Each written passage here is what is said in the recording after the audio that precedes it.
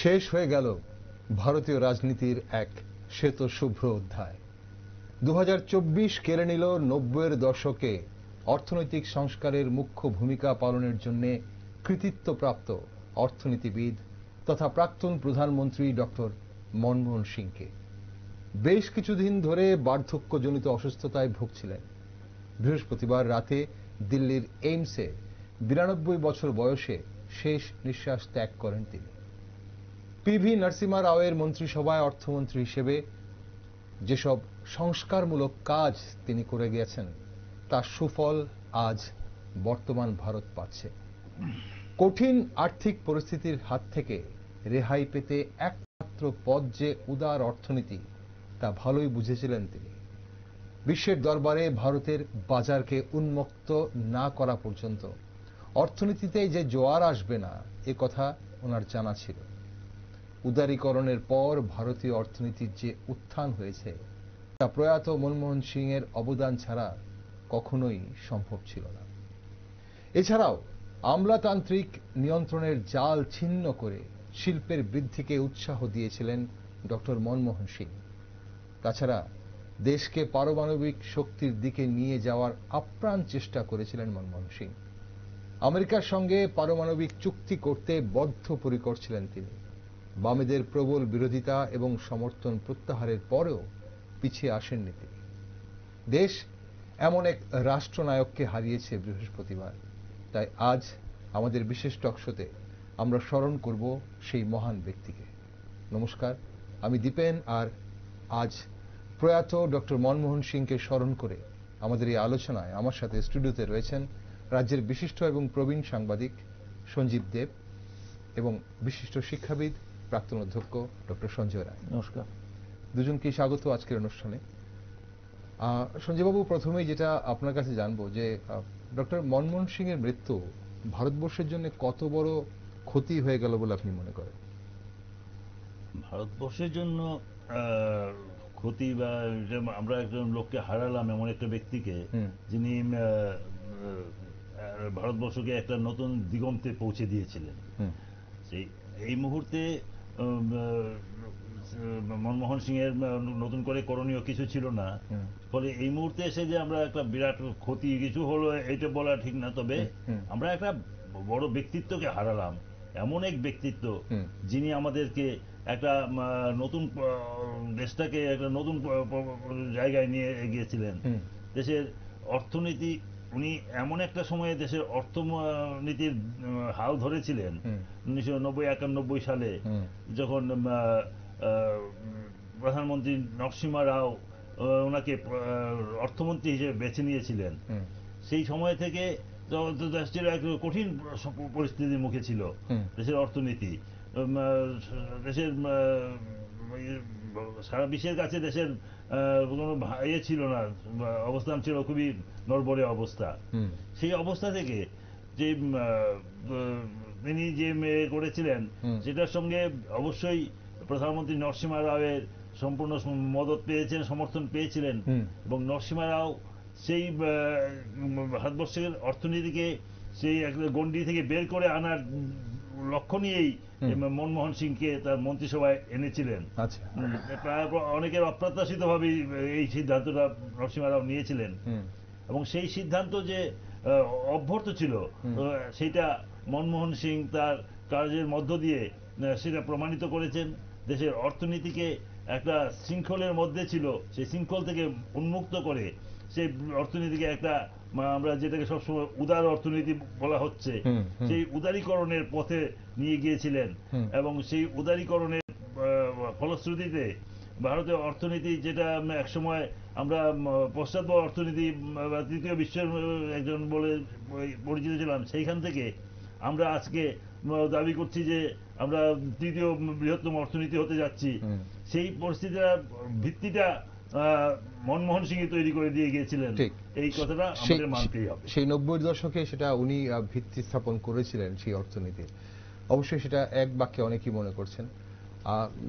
Sir, Sanjay sir, প্রধানমন্ত্রী নরেন্দ্র মোদী আজ উনি বলেছেন যে বারবার কথা বলতেন, প্রায় কথা বলতেন মনমোহন সিং এর সাথে, প্রয়াত মনমোহন সিং এর সাথে। তো ওনার মৃত্যু ভারতবর্ষের জন্য মানে কত বড় ক্ষতি হলো, বা এই মুহূর্তে দাঁড়িয়ে ওনার পরামর্শ অনেকেই নিতেন, কংগ্রেস বলুক বা দেশের যারা তাবড় নেতৃত্বরা রয়েছেন ওনারা, আপনার কি মনে হয়? নমস্কার। প্রথমে ডক্টর মনমোহন সিং এর মৃত্যু সত্যি অত্যন্ত দুঃখজনক। ওনার বিধি আত্মার শান্তি কামনা করছি। তা আমি ব্যক্তিগতভাবে মনে করি আসলে সঞ্জীব বাবুর কথাটা তো পার্সিয়ালি সত্য, যে 92 বছর বয়স হয়েছে, উনি তো আর এখন কর্মজীবনে নেই বা রাজনৈতিক জীবনেও নেই, সন্ন্যাস নিয়ে নিয়েছেন। যেটা রাজ্যসভার সদস্য ছিলেন সেটাও উনি কয়দিন আগে সেখান থেকে বিদায় নিয়ে নিয়েছেন। কিন্তু ওভারঅল যদি আমরা কনটেক্সট লক্ষ্য করি, তো উনি তো বিভিন্ন জায়গায় কাজ করেছেন। একদম। উনি একজন শিক্ষাবিদ, অর্থনীতিবিদ, সমাজ সংস্কারক, দেশের সংস্কারক, নতুন অর্থনীতির রূপকার, সব ঠিক আছে। কিন্তু আমি ব্যক্তিগত উনি নিঃসন্দেহে এটা অপূরণীয় ক্ষতি। মনমোহন সিং এর আসলে উনি মৃদুভাষী ছিলেন, কম কথা বলতেন। তো basically country has lost A Jewel, diamond basically যাকে বলা যায়। তো এখন কাজ করতেন না, ঠিক আছে, যারা অভিজ্ঞতা ওনার কাছ থেকে নিতেন, প্রাইম মিনিস্টার বলেছেন, এটা তো সত্যি কথা। আমাদের যে আগে আমরা কংগ্রেসের যে পার্লামেন্টারি বোর্ডের যে চেয়ারপারসন সোনিয়া গান্ধীও আজকে ওনার যে বিবৃতি বের করেছে, তাদের বলেছে যে আমরা নিশ্চয়ই সেটা স্বীকার করে নেওয়া উচিত, স্বীকার করা উচিত। দেশ একজন এমন ব্যক্তিকে হারালো যেটা খুব সহসাই পূরণ হয়ে যাবে, সেটা এমন নয়। সুতরাং কান্ট্রি হ্যাজ লস্ট বেসিক্যালি একজন পরিপূর্ণ ব্যক্তিত্ব ছিলেন মনমোহন সিং, এবং ইন এভরি ফিল্ড, মানে বিভিন্ন জায়গায় কাজ করেছেন। আমি দেখুন যে একজন অধ্যাপনার সঙ্গে অধ্যাপনায় জড়িত ছিলাম। He was also the chairman of the UGC, he was the basically deputy chairman planning commission, he was the মানে professor of university, Delhi school of ইকোনমিক্সে পড়িয়েছেন, পাঞ্জাব বিশ্ববিদ্যালয়ে পড়িয়েছেন।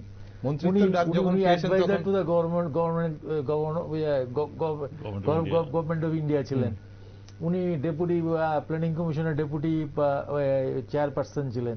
উনি আরবিআই গভর্নর ছিলেন। উনি তো আরো বিভিন্ন ইন্টারন্যাশনাল অর্গানাইজেশন, উনি তো আংটাডেও কাজ করেছেন, ঠিক আছে। সুতরাং উনার যে মানে অভিজ্ঞতা, ঠিক আছে, এই যে ডাইভার্স নলেজ, ঠিক আছে, দেশ তো, এবং সবচেয়ে বড় হলো উনি প্রচার বিমুখ ছিলেন। আমি পার্টিকুলারলি যেটা মনে করি, শুধু মৃদুভাষী না, নিজে কি করেছেন প্রধানমন্ত্রী হিসাবে সেটার প্রচার কিন্তু উনি করেননি, ঠিক আছে। That may be the one missing link আমার মনে হয়, যে in the days to come অনেক আনটোল্ড স্টোরিজ আছে ওনার, এগুলো আস্তে আস্তে বেরিয়ে আসবে, দেশবাসী জানতে পারবে, সেগুলো হয়তো প্রকাশ পাবে। ওনার যারা কাছের মানুষ যারা, ওরা হয়তো কেউ হয়তো লিখবেন, কেউ হয়তো বলবেন, এইভাবে হয়তো বেরিয়ে আসবে অনেক কাহিনী নতুন করে। তবে মৃদুভাষী বলছেন এবং প্রচার বিমুখ বলছেন।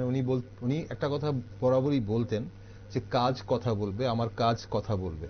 এবং এখন সে জায়গায় যদি দাঁড়িয়ে আমরা বলি কাজ, এবং যেটা আপনি বলছিলেন যে অনেক জায়গায় উনি কাজ করেছেন। দেশের প্রধানমন্ত্রী হওয়ার আগে ওনাকে অর্থমন্ত্রী হিসেবেও গোটা বিশ্ববাসী জানবে এবং চিনবে, আগামী দিনেও নতুন প্রজন্ম জানবে, চিনবে। এখন প্রশ্ন হচ্ছে যে দেশ কিভাবে ওনাকে মনে রাখবে? মানে ডক্টর মনমোহন সিংকে দেশ অর্থনীতিবিদ হিসেবে বেশি মনে রাখবে না প্রধানমন্ত্রী হিসেবে বেশি মনে রাখবে, কি মনে হয়? অর্থনীতিবিদ হিসেবে তো অবশ্যই এ নিয়ে কোনো প্রশ্নই আসতে পারে না। তার চাইতেও বড় জিনিস যেটা হলে তিনি অর্থনীতিকে উন্মুক্ত করেছেন, পরবর্তী সময়ে প্রধানমন্ত্রী হিসেবে তিনি নিজেকে একটা রাষ্ট্রনায়ক হিসেবে প্রতিষ্ঠা করেছিলেন। সেই ভারতবাসী এবং বিশ্ববাসী তাকে যে একজন বলিষ্ঠ রাষ্ট্রনায়ক হিসেবেই চিহ্নিত করবেন। আমি বলিষ্ঠ কথা এই কারণে বললাম যে অর্থনীতিকে সংস্কার করার ক্ষেত্রে তিনি যেমন সব বলিষ্ঠ সিদ্ধান্ত নিয়েছিলেন, সেখানে অনেক প্রতিবন্ধকতার মধ্য দিয়ে তাকে যেতে হয়েছে।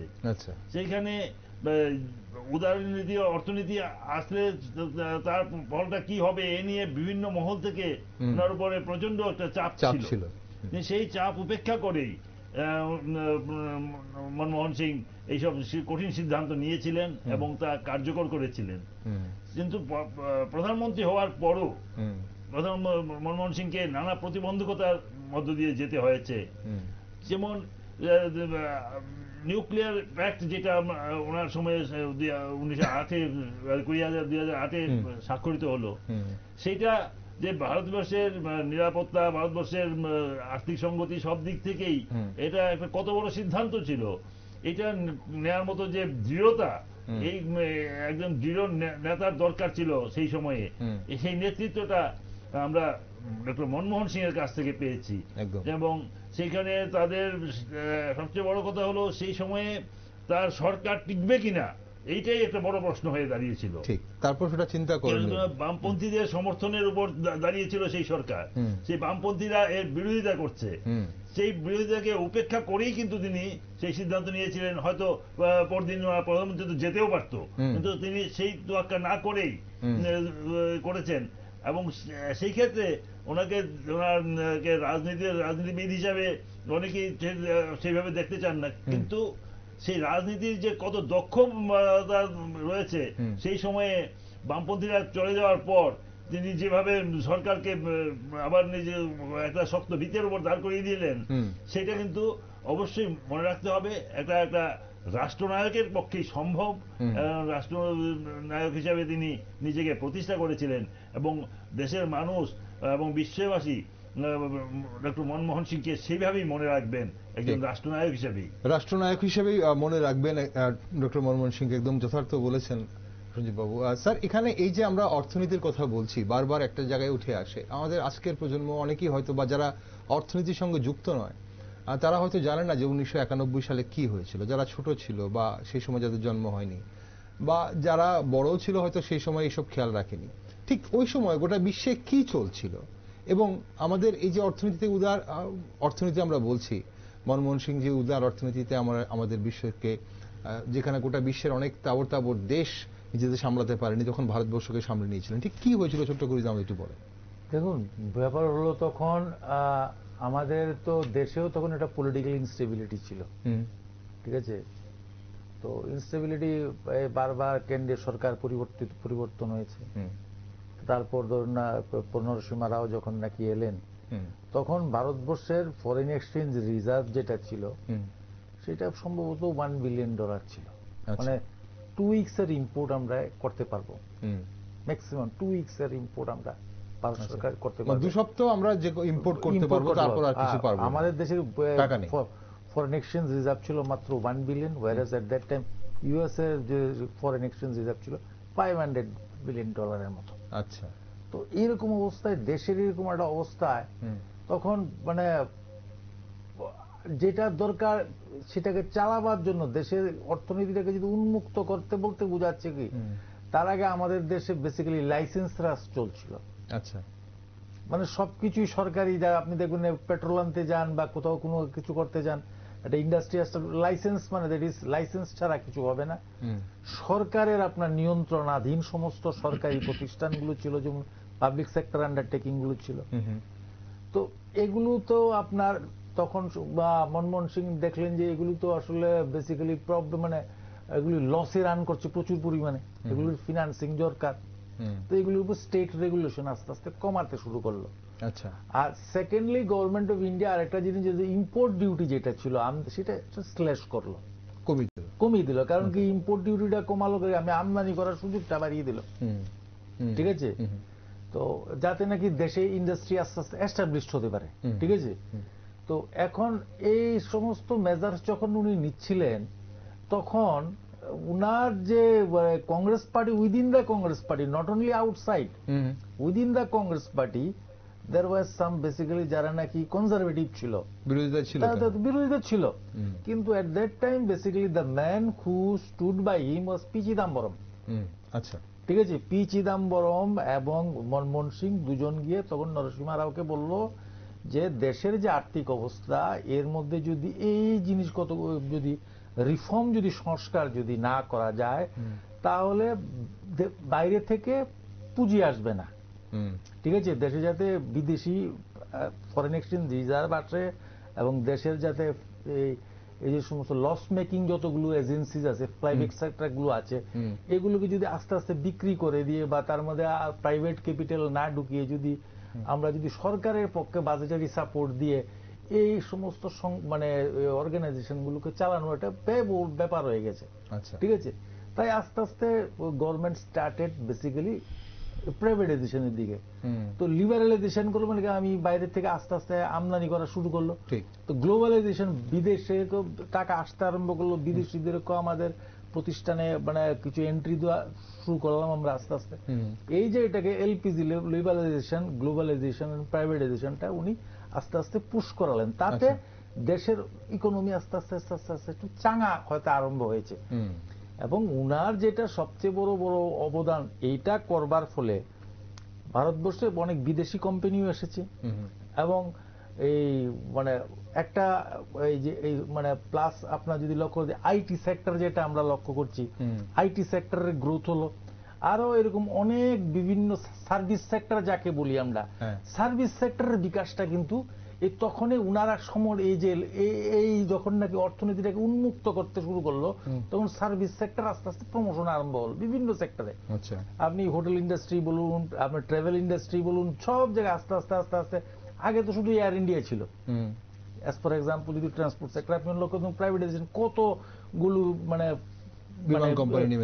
ফ্লাইং কোম্পানি আছে এখন, এয়ার অপারেটর রয়ে গেছে। তো আলটিমেটলি এখানে মানুষের কর্মসংস্থানের সুযোগ হয়ে গেল।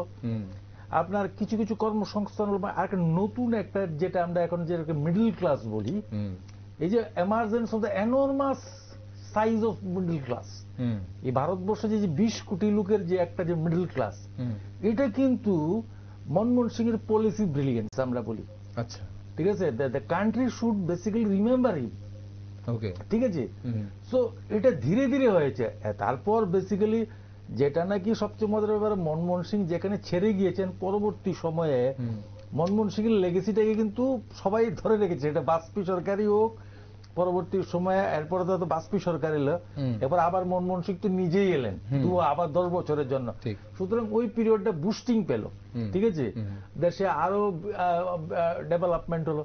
কিন্তু এটা গেল ওনার ফিনান্স মিনিস্টার হিসাবে যে যতটুকু জায়গা করে গিয়েছেন, কিন্তু এটাকে করবার পর লাস্ট যে 10 বছর উনি কাজটা করেছেন, ঠিক আছে, প্রাইম মিনিস্টার থাকাকালীন, এগুলো কিন্তু অনেকটাই আমি বললাম যে he is basically an unsung hero. It is unsung hero কিরকম?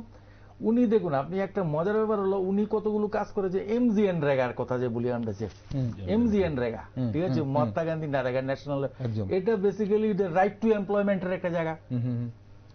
এবং আমাদের দেশে অধিকাংশ সময় বামপন্থীরা প্রায়ই বলতো যে শিক্ষার একটা মৌলিক অধিকার দিতে হবে 6 থেকে 14 বছর বয়স অব্দি।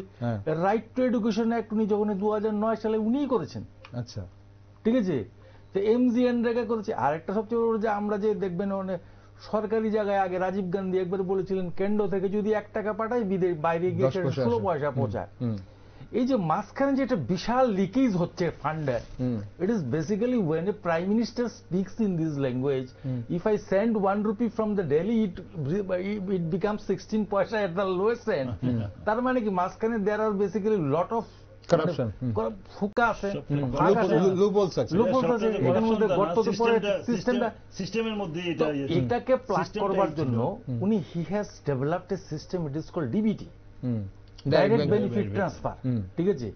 এবং এটাকে যাতে পৌঁছায় তার জন্য, এটা যাতে রাইট ওয়েতে করা যায় তার জন্য উনি সঙ্গে জুড়ে দিলেন আধার। ওকে, সুতরাং ডিবিটি বলুন, আধার বলুন, এবং এই যে ডিবিটি এবং আধার যে ডিবিটি আমি দেব, এই ডিবিটি এবং আধার দেওয়ার জন্য যে লোকটা নাকি অমরপুরের গ্রামের ভিতর রয়ে গিয়েছে, তার কাছে টাকাটা পৌঁছবে কি করে আমি যদি ব্যাংকিং সেক্টরটাকে যদি আমি ডেভেলপ না করি? আচ্ছা, তো তার সঙ্গে এসে আমরা অনেক সময় অনেকটা শব্দ বলি আপনাদের এখানে, ফাইন্যান্সিয়াল ইনক্লুশন, ঠিক আছে।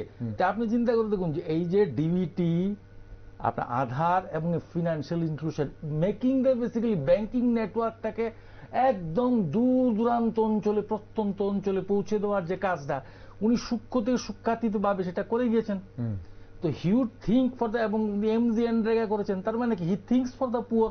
একদম, যদি একটা লোকের মাঝখানে যদি if doesn't have a vision for the poor people, he could not do this thing. আজকে আমাদের যে ন্যাশনাল রুরাল হেলথ মিশনের কথা দেখছেন, health sector, it was also his brain child. সুতরাং আমি এই জন্য বলছিলাম যে বেসিক্যালি এছাড়াও দেখুন আপনি এই যে আজকে বললেন যে বামপন্থীরা ওনার কাছ থেকে হয়তো সাপোর্টটা তুলে নিয়ে গেছিল সিভিল নিউক্লিয়ার ডিল নিয়ে। তো এবং ইন্ডিয়ান বেসিক্যালি এই যে পররাষ্ট্র ব্যাপারে, পররাষ্ট্র নীতিতে ফাইন টিউনিং এর যে ব্যাপারটা আছে না, এটা যে শিফট, আমরা নেহরুর আমলে ছিল কি আমরা নন অ্যালাইনড মুভমেন্ট ছিল। তো বেসিক্যালি যখন নাকি 1991-এ যখন নাকি আপনার রাশিয়া যখন নাকি বাইপোলার থেকে যখন নাকি ইউনিপোলার হয়ে গেল, তখন Manmohan Singh could very much read the situation. এখন আমরা যদি if you go for the non aligned movement, ইন্ডিয়ার ultimate goal will not be served. Okay. So there was a strategic change in our foreign policy, which was basically কি হলো, আমরা লক্ষ্য করলাম আস্তে আস্তে we are basically trending to the US. Okay, ঠিক আছে। সো এই যে শিফটটা, ফাইনাল শিফটটা বেসিক্যালি, ইয়েস বিরোধীরা ওনার সম্পর্কে বলে he may be basically silent or mute or basically অনেক কথাই বলা হতো ওনাকে, ঠিক আছে। বাট এই যে কাজগুলো করেছেন এগুলো আমি ওই জন্য বলছি he was basically he was a silent worker. Fine, তার জন্য উনি বলে হয়তো বলতেন যে আমার কাজই কথা বলবে, ঠিক আছে। ঠিক। সুতরাং he did A commendable job. Indian public যারা আছে, তো মিডল ক্লাস পিপুল যারা আছে, দে মাস্ট রিমেম্বার আজকে মিডল ক্লাস যে জায়গায় দাঁড়িয়ে আছে, এবং শুধু মিডল ক্লাস যে জন্মিয়েছে তা না, এবং মিডল ক্লাসদের আপনার যে মানে ট্যাক্স রিফর্ম যেটা হয়েছে আর কি, ট্যাক্সের যে মানুষ মিডল ক্লাসের কাছে হাতে টাকা পৌঁছে দিতে হবে। একটা লোকের কাছে টাকা যদি আমি না পৌঁছাতে পারি, সে যদি খরচ না করে, তাহলে ইকোনমিক ভায়াবিলিটি কি করে আসবে? সুতরাং অল দেয়ার মানে ডিফারেন্ট ডাইমেনশনসে মনমোহন সিং কাজ করে গেছেন। Credit goes to Manmohan Singh, the country and the common people, everybody, politician, everybody. শুনুন, আপনার হয়তো পলিটিক্যালি স্ট্যান্ড পয়েন্ট থেকে হয়তো one political party may dislike him, political within the party he may be disliked, but contributions that he made for the country is immense. I personally feel ওনার অবদান মনে রাখবে। উনি রাজনৈতিক দল হিসেবে কি করেছেন বা দলের হয়ে কি করেছেন, নেতৃত্ব কি করেছেন, সেটা হয়তো পরে ভাববে, কিন্তু দেশের জন্য যে অবদান সেটা অবশ্যই মনে রাখবে। আমরা একটু যদি ওনার পলিটিক্যাল ক্যারিয়ারটাও দেখি, যেটা সঞ্জীববাবু আপনি বলছিলেন যে সক্রিয় রাজনীতিতে না থেকেও, কিন্তু অনেকেই বলেন যে উনি সক্রিয় রাজনীতিতে ছিলেন না, কিন্তু তারপরেও ওনার যে নেতৃত্ব দেওয়ার বা উনি একজন রাষ্ট্রনায়ক হিসেবে ওনার যে অবদান সেটা ভোলার নয়। এখন কথা হচ্ছে বিজেপির শাইনিং ইন্ডিয়া, অটল বিহারী বাজপেয়ীজি, প্রয়াত অটল বিহারী বাজপেয়ীজির শাইনিং ইন্ডিয়ার পরেও 2004 সালে কংগ্রেসের এই যে প্রত্যাবর্তন, সেটার পিছনে এবং সেখানে মনমোহন সিং এর 2004 থেকে 2009 অবধি প্রথম যে ফেজটা খুব একটা বেশি ডিস্টার্বিং ছিল না, কিন্তু 2009-এ আমরা দেখলাম যে 61টি আসন কংগ্রেস একা বেশি পায়।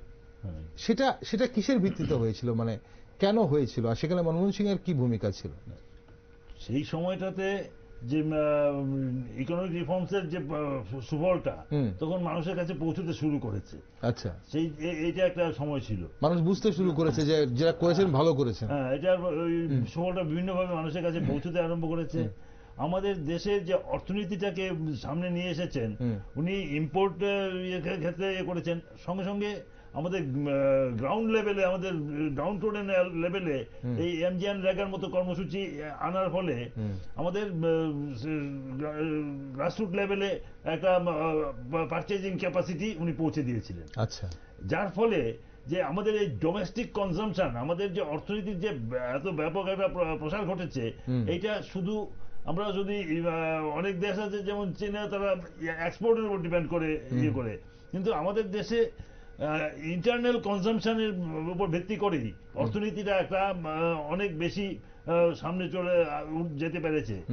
যার ফলে যে 2008-9 সালে যখন নাকি আমেরিকাতে প্রথম ব্যাংকিং একটা বিপর্যয় ঘটে গেল, সারা পৃথিবী নড়বড়ে হয়ে গেল, সারা পৃথিবীর অর্থনীতি, তখন যে ভারতের অর্থনীতিটা একটা স্টেবল পজিশনে থাকতে পেরেছিল, তার প্রধান কারণটাই হলো আমাদের ডোমেস্টিক কনজাম্পশনটা তখন একটা এমন জায়গায় পৌঁছে গিয়েছিল এই বিভিন্ন কর্মসূচির ফলে, যে আমরা এক্সপোর্ট ইম্পোর্টের উপর সতটা ডিপেন্ড না করেও আমাদের অর্থনীতিটাকে আমরা সাস্টেন করতে পেরেছি। আচ্ছা, 2008 সালে এই যে বিপর্যয় থেকে আমরা নিজেদের প্রতিহত করতে পেরেছি। সেই সময়ে একবার মনমোহন সিং নিজেও বলেছিলেন যে এই সময়টা আমাদের ঘুমোতে পারিনি বহুদিন, কালকে কি ব্যবস্থা নিতে হবে সেই চিন্তা করতে করতে। এই কঠিন পরিস্থিতির মধ্যে উনি যে লড়াইটা করেছেন, সেই সময়ে প্রণব মুখার্জির নামও বলেছিলেন যে উনিও খুব সহায়তা করেছেন। এইভাবে অর্থনীতিটাকে ওই সময়ে টিকিয়ে রাখার ক্ষেত্রে ব্যাংকিং বিপর্যয়ের সময় এটা খুবই গুরুত্বপূর্ণ ভূমিকা নিয়েছিলেন।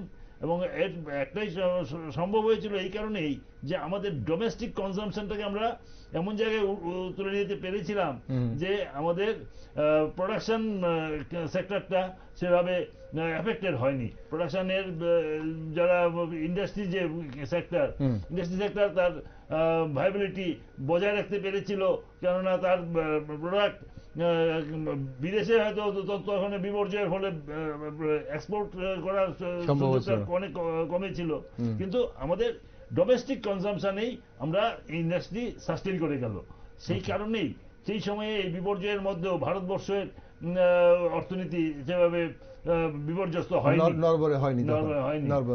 অর্থনীতি যথেষ্ট সবল থেকেছে ওই সময়টা, বিপর্যয়ের সময়ও। ঠিক, ওনাকে বিরোধীরা কটাক্ষ করে নীরব বলতেন বা উনি কথা কম বলতেন, মৃদুভাষী ছিলেন বলে অনেক ধরনের কটাক্ষ উনি সহ্য করেছেন। সাইলেন্ট ম্যান, মৌনমোহন বলে, মৌনমোহন, সাইলেন্ট ম্যান, এরকম বহু ধরনের প্রভাব ব্যবহার করা হতো ওনার বিরুদ্ধে। এখন কথা হচ্ছে যে সেই নীরব ব্যক্তি কিন্তু চিরতরে নীরব হয়ে গেছেন বৃহস্পতিবার রাতে, এবং তার জন্য আমাদের আজকের এই অনুষ্ঠান, শ্রদ্ধাঞ্জলি অনুষ্ঠান, আমরা স্মরণ করছি মনমোহন সিংকে। এবং যে 2009 সালে 61টি আসন বেশি পেয়ে কংগ্রেস এসেছিল বা ক্ষমতা দখল করেছিল ইউপিএ, এখন তারপর কিন্তু পরের যে ফেজটা, পরের 5 বছরটা বিভিন্ন ধরনের দুর্নীতিতে বিরোধীরা একদম আলোচনা, বিরোধীদের সমালোচনার উনি কিন্তু কেন্দ্রবিন্দু ছিলেন। সেটাকে কিভাবে সামলেছিলেন, কিভাবে দেখেছেন? সেই সময়টা ওনার প্রতি যত ব্যঙ্গ বিদ্রুপ যাই করা হোক, ওই সময়টার জন্যই। ওই সময়ে এমন কিছু দুর্নীতি বা এসে গিয়েছিল যেটাকে সেই সময় উনি সবটাকে মোকাবেলা করতে করেছেন বটে, কিন্তু সর্বক্ষেত্রে জনগণের কাছে সেই বার্তাটা পৌঁছানো সম্ভব হয়নি বোধহয়। সেই কারণেই ওই সময়টা তার সরকারকে বিভিন্নভাবে অপদস্থ হতে হয়েছে, এবং সেই সময়ে তার দলের ভেতরে কিছু কিছু সমস্যা তাকে বিব্রত করেছে। সেই কারণেই প্রধানমন্ত্রী হিসাবে দ্বিতীয় ফেজটাতে উনি সেভাবে তার নিয়ন্ত্রণ কতটা ছিল সমস্ত প্রশাসনের উপর বা দলের উপর তো নিয়ন্ত্রণ সেভাবে ছিলই না, প্রশাসনের উপর নিয়ন্ত্রণও অনেকটাই আলগা হয়ে গিয়েছিল বলেই প্রশাসনিক মহলে ধারণা। এবং সেই কারণেই সেই সময়টা এবং 14 সালে তার পরিণতি যা হয়েছে, এটা সেই কারণে বিরোধীরা সেই সুযোগটাকে কাজে লাগিয়েছে। এবং রাজনীতির ক্ষেত্রে মনমোহন সিং, আমি বললাম তো, তার দলের উপর তার কতটা নিয়ন্ত্রণ ছিল সেই সময়, সেইটাও একটা বড় প্রশ্ন ছিল। এই কারণেই শেষ পর্যন্ত তিনি সেই পরিণতিটা যেটা 2014-তে হয়েছিল, সেটা দলের অভ্যন্তরীণের কারণেও কিন্তু অনেকটা ছিল, বিশেষজ্ঞরা সেটাই বলে। স্যার, আপনি কিভাবে দেখেন মনমোহন সিং এর প্রধানমন্ত্রিত্বের 10 বছর, সেই 10 বছরটাকে আপনি কিভাবে দেখেন? না দেখুন, যেটা হলো প্রথম পার্টে তো ইম্প্যাক্ট দুটোই আছে। একটা পার্সিয়ালি আমি একটা বলি যে বেসিক্যালি অটল বিহারী বাজপেয়ীর সময়ে যে ফিসক্যাল ডিসিপ্লিন ছিল, তার ইম্প্যাক্ট মনমোহন সিং এর ফার্স্ট ফেজেও তার রিফ্লেকশন কিছু ছিল। আচ্ছা, তাই খুব বেশি কিছু লক্ষ্য করা যায়নি। আর তখন জাস্ট এসেছে, ঠিক আছে। 2008-এর পর যখন নাকি মনমোহন সিং দ্বিতীয়বার জয় লাভ করে এলেন, তখন হয়তো শুনুন, বেসিক্যালি তো কংগ্রেস পার্টি একা ছিল না, ইট ওয়াজ বেসিক্যালি ইউনাইটেড প্রগ্রেসিভ অ্যালায়েন্স। তো ওইখানে তো বিভিন্ন দলের একটা সমন্বয় ছিল। এখন দেখুন, as a PM he is responsible, কিন্তু যখন নাকি আপনি যখন একটা দলের যেহেতু একটা গ্রুপকে যখন লিড করছেন, every group has their own agenda, ঠিক আছে। তো সবারই যে এবং তার মধ্যে অধিকাংশ পার্টি হলো রিজনাল পার্টিস, যারা সাপোর্ট ছিল অধিকাংশ বেশ কিছু রিজনাল পার্টিস। এখন তো রিজনাল পার্টিগুলোর কাজকর্মের দায়বদ্ধতাও কিন্তু এই কি জানি প্রধানমন্ত্রীর উপরে এসে পড়েছে। তো দীর্ঘদিন যাবৎ, আর তার মধ্যে দীর্ঘদিন যাবৎ যেহেতু এখানে opposition should also be given credit that they could basically sustain অ্যাটাকটাকে ওনারা সাস্টেইন করতে পেরেছেন। তখন 2G স্পেকট্রাম বা আপনাদের কোল স্ক্যাম বা কমনওয়েলথ ঘোটালা যেটা আমরা জানি, দেখুন এগুলো তো হয়েছে, এগুলো প্রাইম মিনিস্টার ডিরেক্টলি ইনভলভড এটাও না, ঠিক আছে। এখন কিন্তু সমালোচনা কেন্দ্রবিন্দু উনি ছিলেন, সমালোচনা কেন্দ্রবিন্দু প্রধানমন্ত্রী ছিলেন, এবং উনার মানে যে কোনো কারণেই হোক ওই লিডারশিপ ক্রাইসিসটা একটা বড় ছিল এখানে। যেহেতু দেখুন এখানে একটা ইউপিএ চেয়ারপারসন একজন, প্রাইম মিনিস্টার একজন, এখন দল এবং সরকারের মধ্যে সমন্বয়ের অভাব ছিল। দল এবং সরকারের মধ্যে সমন্বয়ের, প্রকৃত সমন্বয়ের অভাবে অনেক নন ইস্যু অনেক সময় ইস্যু হয়ে যায়, ঠিক আছে। সুতরাং এই ব্যর্থতার জন্যই ইউপিএ সরকারের পতন হয়েছে, এবং কিছু তো স্ক্যাম ছিল না সেটা বলা সেটা সেগুলো অস্বীকার করা ভুল হবে। তো এখন আলটিমেটলি আমরা যেটা বলছিলাম যে ডিসিশনস বা পলিসি হিসাবে মনমোহন সিং এর যে পলিসি, দেখুন one thing is a policy and second is implementation.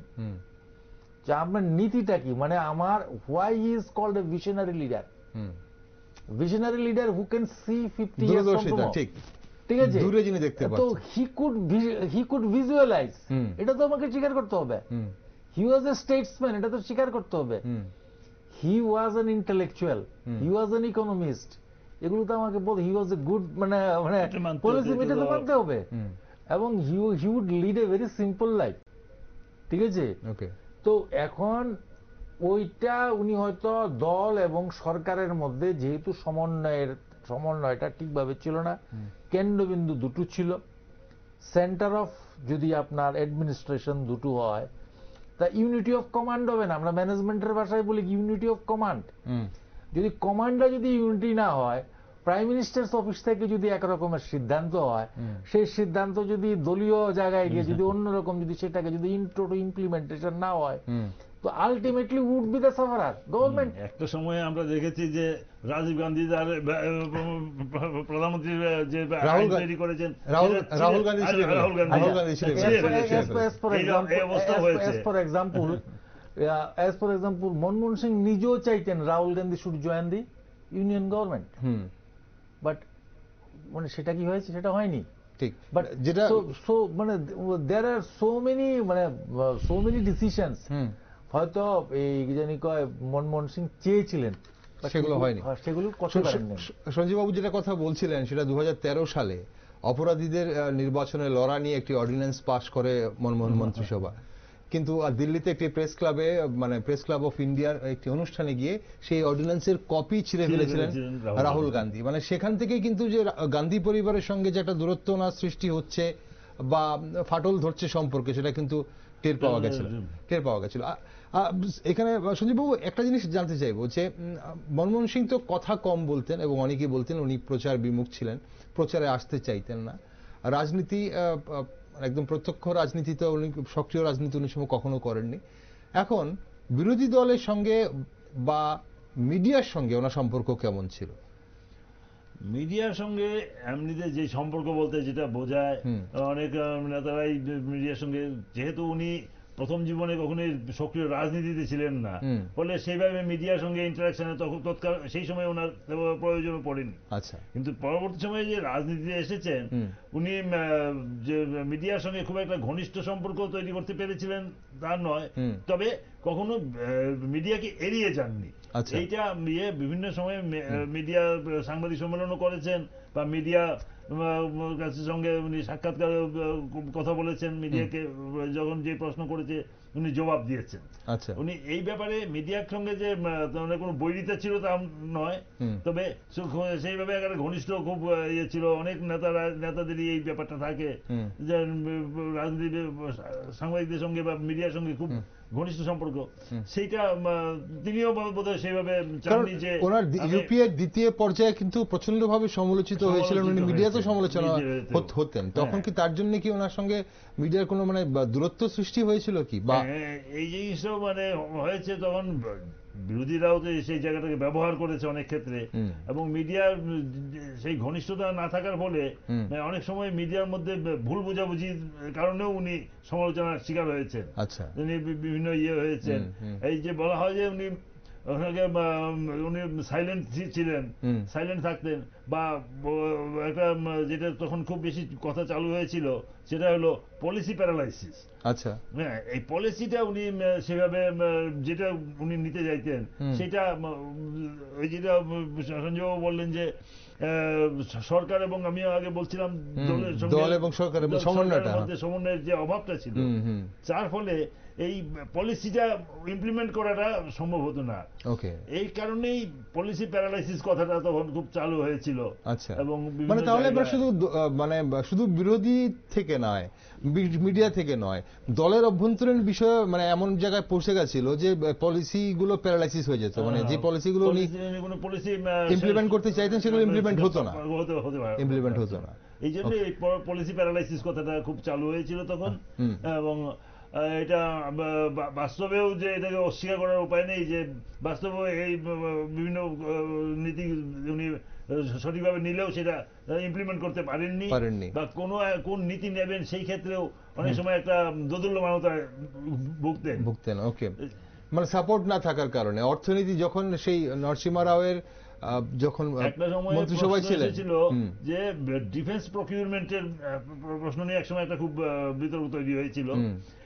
তখন একে অ্যান্টনি ছিলেন ডিফেন্স মিনিস্টার, উনি এই প্রকিউরমেন্টের ব্যাপারে খুবই ইয়ে ছিলেন, সেভাবে বিদেশ থেকে আমদানি করবেন এই নিয়ে তখন একটা প্রচন্ড ইয়ে ছিল। ওইটাও তো সেক্ষেত্রেও কোনো দৃঢ় পলিসি সরকার নিতে পারেনি সেই সময়।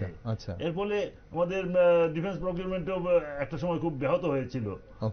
এই যে পলিসির ক্ষেত্রে একটা দুর্দল্যমানতা তৈরি হয়েছিল, সেটাও তার সরকারকে অনেকখানি ব্যাহত করেছে, সরকারের কাজকর্ম আঘাত করেছে। আর বিরোধী যে দলগুলো ছিল বা অন্যান্য রাজনৈতিক দল, বামপন্থীরা সাপোর্ট করেছিল, সাপোর্ট তুলে নিয়েছে, সমর্থন তুলে নিয়েছে, বিজেপি ছিল তখন বিরোধী। এখন ঘটনা হচ্ছে তাদের সঙ্গে, তাদের নেতৃত্বদের সঙ্গে ব্যক্তিগত সম্পর্ক মনমোহন সিং এর কেমন ছিল, কি দেখতেন? মিডিয়ায় তো প্রকাশ, যেমন লালু আরজেডির সঙ্গে ওনার সম্পর্ক ভালো ছিল, শারদ পাওয়ারের সঙ্গে ওনার সম্পর্ক ভালো ছিল, তো অন্যান্য দলের আরো কিছু নেতার সঙ্গে ওনার সম্পর্ক ভালো ছিল। তো আর মিডিয়ার ব্যাপারে উনি তো অ্যাজ এ পিএম আমি সঞ্জীব বাবুর সঙ্গে পার্সোনালি একমত।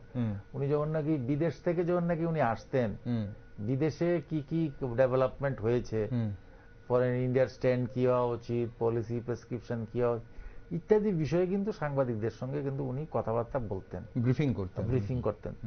তো ইট is basically a nice quality of A PM, ঠিক আছে। আর সেকেন্ড হলো গতকালকেও আমরা প্রাইম মিনিস্টার মানে এক্স প্রাইম মিনিস্টার মানে ওনার চলে যাওয়ার পর একটা ইন্ডিয়া টুডে একটা ব্রিফিং দেখাচ্ছিল, তো একজন তো ওনাকে তো বেশ কিছু কঠিন প্রশ্নই করলেন, হ্যাঁ, এবং এই কঠিন প্রশ্নের জবাব তো উনি দিলেন, ঠিক আছে। তো সুতরাং সাংবাদিকরা তোনাকে সেই প্রশ্ন করতে পেরেছেন না, একজন সঞ্জীব বাবু ছিল এবং উনি সেটা বলছিলেন এড়িয়ে যাননি কখনো। দিস ইজ এ কোয়ালিটি, ঠিক আছে, ইট মাস্ট বি এনকারেজ। ওকে, আমরা অনুষ্ঠান একদম শেষ পর্বে চলেছি, সময় খুব বেশি নেই। একটা কথা কোট করতে চাইবো, যদিও উনি ইংলিশে বক্তব্য রেখেছিলেন, বলেছিলেন যে আমি আজ এখানে ত্রিপুরায় দেশের সুদূর কোণে এসে আনন্দিত, যা সুন্দর এবং মোহনীয়। 2005 সালে 29 অক্টোবর পালাটানায় 750 মেগাওয়াট থার্মাল পাওয়ার প্রজেক্ট উদ্বোধন করতে এসে এই কথাগুলোই বলেছিলেন প্রয়াত ডক্টর মনমোহন সিং। ত্রিপুরাকে উনি কিভাবে দেখতেন এবং তৎকালীন মুখ্যমন্ত্রীর সাথে, যেহেতু বামপন্থীরা বাম দলগুলো সাপোর্ট তুলে নিয়েছিল, তার জন্য কি কোনো ধরনের সমস্যা হয়েছিল, বা কারণ তখন তো বামপন্থীদের শাসন ক্ষমতা ছিল ত্রিপুরায়? তো এটার সঙ্গে রাজনীতির কতগুলি বিষয় জড়িত থাকে। যেমন বামপন্থীরা এই রাজ্যে ক্ষমতায় থাকার সময় এটা তাদের একটা কমন ছিল যে কেন্দ্র দেয় না, কেন্দ্রীয় বঞ্চনা। এটা রাজনীতি করতে গেলে এই ধরনের বক্তব্য রাখতে হয়, এবং বামপন্থীরা এটাকে খুব বেশিভাবে ব্যবহার করেছেন। কিন্তু মনমোহন সিং এর প্রধানমন্ত্রিত্ব কালে যে রাজ্য খুব বড়ভাবে সাংঘাতিকভাবে খুব বঞ্চিত হয়েছে তেমন ঘটনা কিন্তু নেই।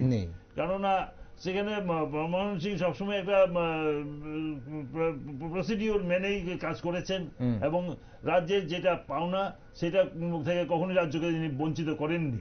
সেই দিক থেকে তাকে যদি রাজ্যের সঙ্গে, এবং আমাদের তৎকালীন মুখ্যমন্ত্রী মানিক সরকারও বিভিন্ন সময়ে এটা যে প্রধানমন্ত্রীর কাছে নিজের বক্তব্য রাখতে পারছেন এই কথাটা স্বীকারও করেছেন বিভিন্ন সময়ে, যে প্রধানমন্ত্রীর সঙ্গে কথা আলোচনা করা গেছে বিভিন্ন বিষয়ে।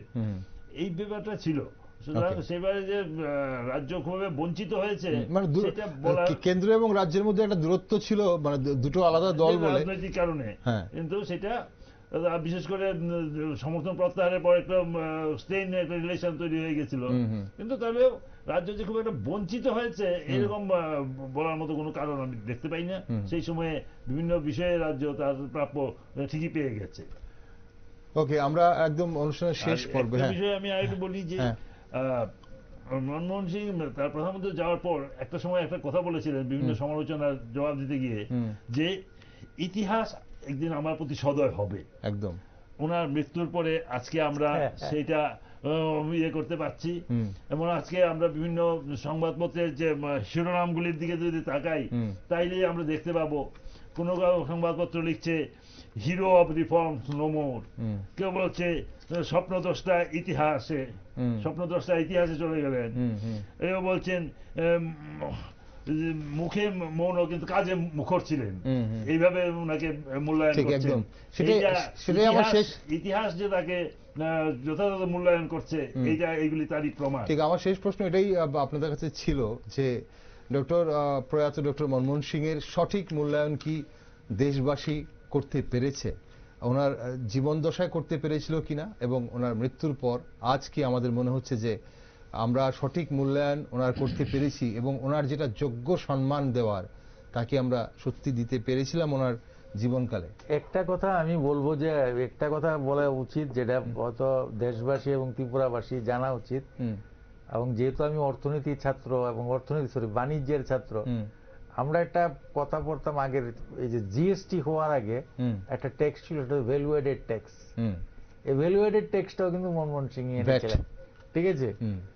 এখন মনমোহন সিং এর তো বেসিক্যালি হি ওয়াজ মানে সাচ এ গ্রেট লিডার, তার স্টেচার অত উপরে, he was above average, definitely is above average, ঠিক আছে? সুতরাং দেশবাসী তার মানে শুনুন, এত স্ক্যাম হওয়ার ফলেও 2G স্ক্যাম বলুন, কোলগেট স্ক্যাম বলুন, যতই থ্রো করার চেষ্টা করুন না কেন, মনমোহন সিং এর গায়ে কিন্তু লাগেনি, because he was clean, he was clean in mind, he was clean in heart, ঠিক আছে? মানে উনি কাজ করবার সময় কখনোই he would always tell they try to do 100%, ঠিক আছে? তো উনি ওই কাজটা প্রাইম মিনিস্টারশিপই বলুন আর ফাইন্যান্স মিনিস্টারশিপই বলুন, যে কাজটাই করুন, উনি 100-র মধ্যে 100 ভাগটাই করার চেষ্টা করেছেন। দেশবাসী উনাকে হয়তো in the days to come আমরা আশ্চর্য হব না যদি posthumously he is declared as basically Bharat Ratna. He deserves to be, তো মানে he deserves to be conferred the Bharat Ratna. আমার পার্সোনালি যেটা আমার মনে হয়, এত অবদান ওনার আছে আর কি। বলা হতো যে অ্যাক্সিডেন্টাল প্রাইম মিনিস্টার, ওনার বইও লেখা হয়েছে অ্যাক্সিডেন্টাল প্রাইম মিনিস্টার, যে এটাও সত্য ঘটনাই, পরিস্থিতির কারণে তিনি প্রধানমন্ত্রীর দায়িত্ব নিয়েছিলেন। তবে অ্যাক্সিডেন্টাল প্রাইম মিনিস্টার হলেও বা কার্যক্ষেত্রে কিন্তু তিনি তার পারফরমেন্স প্রমাণ করে গেছেন, এটা কিন্তু অস্বীকার করার উপায় নেই। ঠিক, এখন আমাদের দেশবাসী আমরা অবশ্যই মূল্যায়ন করতে পেরেছি কিনা সেটা আগামী দিন বলবে, কিন্তু গোটা বিশ্ব ওনাকে কিভাবে স্মরণ করবে, কিভাবে মনে রাখবে? সেই তো এটা একটু আগে যেটা বলছিলাম, উনি নিজেই বলেছিলেন যে ইতিহাস আমাকে সদয় হবে, উনি আশা করেছিলেন। এবং আজকে ওনার মৃত্যুর পর আমি এই একটু আগে যেটা বললাম যে বিভিন্ন সংবাদপত্রের শিরোনামগুলি, এইগুলিতে দিয়েই তো বুঝতে হবে যে ওনাকে মানুষ স্বপ্ন দ্রষ্টা হিসেবে কেউ বলছে, কেউ বলছে রিফর্মসের হিরো। এই যে ওনাকে এই সমস্ত বিবেচনে উপায়িত করা হচ্ছে, এর থেকে প্রমাণিত হচ্ছে যে ইতিহাস মনমোহন সিংকে একজন হিরো হিসেবেই দেখতে চায়। একজন ইয়ে না, ওনার সম্পর্কে যে নেগেটিভ প্রচার ছিল সেইটা না, ওনাকে একজন স্রষ্টা, বীর, স্বপ্নদ্রষ্টা এই হিসাবেই দেখতে চায়।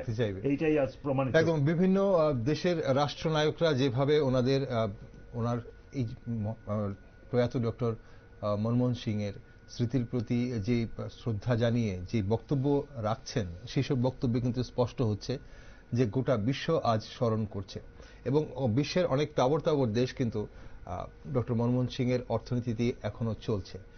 অসংখ্য ধন্যবাদ স্যার, আপনাকেও অসংখ্য ধন্যবাদ সঞ্জীববাবু, আপনাকে আজ সঙ্গে থাকার জন্য, আজকের এই গুরুত্বপূর্ণ অনুষ্ঠানে আমাদের সময় দেওয়ার জন্য। দর্শক বন্ধুরা, প্রয়াত প্রাক্তন প্রধানমন্ত্রীর মরদেহ শনিবার সকাল 8টায় এআইসিসির সদর দপ্তরে নিয়ে যাওয়া হবে এবং জনসাধারণ এবং কংগ্রেস কর্মীরা সেখানে সকাল 8:30 থেকে 9:30 মধ্যে তাদের শ্রদ্ধা জানানোর সুযোগ পাবেন বলে জানিয়েছে কংগ্রেস। ডক্টর সিং এর শেষ যাত্রা শুরু হবে সকাল 9:30টায়। 7 দিনের রাষ্ট্রীয় শোক এবং পূর্ণ রাষ্ট্রীয় মর্যাদায় শেষকৃত্য সম্পন্ন হবে ডক্টর মনমোহন সিং এর। দেশের অর্থনৈতিক দৃশ্যপট গঠনে ডক্টর মনমোহন সিং এর অবদান সর্বদা স্মরণ করবে ভারতবর্ষ। তাছাড়া দেশবাসী ওনাকে ভারতীয় রাজনীতিতে একজন সজ্জন ব্যক্তি হিসেবে মনে রাখবেন। আজ এই অনুষ্ঠানের মাধ্যমে প্রয়াত প্রাক্তন প্রধানমন্ত্রীকে নিউজ ভ্যানগার্ডের শ্রদ্ধাঞ্জলি। আর আপনারা সব খবরে চোখ রাখুন, দেখুন শুধুমাত্র নিউজ ভ্যানগার্ড।